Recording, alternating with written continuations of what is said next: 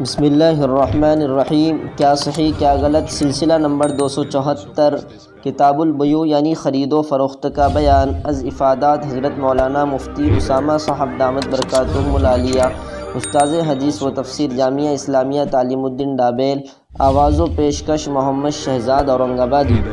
مسئلہ نمبر 819، غلط مسئلہ، پرنٹ ریٹ سے زیادہ پر بیچنا جائز نہیں۔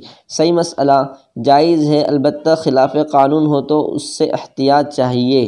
مسئلہ نمبر 820، غلط مسئلہ، دکاندار کا موبائل ریچارج کرنے میں کمپنی ریٹ سے زیادہ لینا حرام ہے۔ صحیح مسئلہ، گاہک کو پہلے یہ بتلا دیا جائے اور وہ اس پر تیار ہو تو جائز ہے، البتہ اگر یہ خلاف قانون ہو تو خود کو خطرے میں ڈالنا صحیح نہیں۔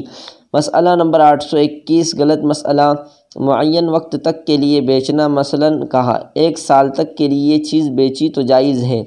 صحیح مسئلہ، بیع میں توقید یعنی وقت کا مقرر کرنا صحیح نہیں، مطلق یعنی بلا تعین مدت ہونا ضروری ہے، البتہ اتنی لمبی مدت بیان کی جس میں عام طور پر انسان زندہ نہیں رہتا، مثلاً کہا 200 سال تک کے لیے یہ بیچا تو یہ ناتابید کے حکم میں ہوگا اور بیع صحیح ہو جائے گی، پھر اس قید کا کوئی اعتبار نہ ہوگا، بیع ہمیشہ کے لیے ہو جائے گی۔